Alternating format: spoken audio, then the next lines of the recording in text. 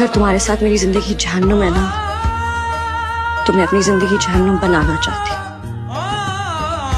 मेरी जिंदगी में उम्र भर पछताना लिखा है, तो मैं पछताना चाहती हूँ।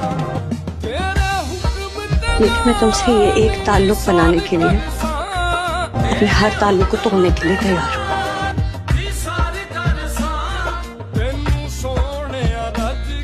और मैं जानती हूँ कि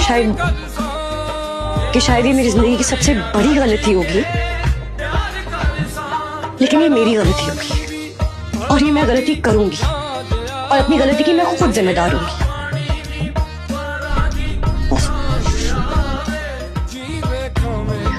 अब तुम सोच लो,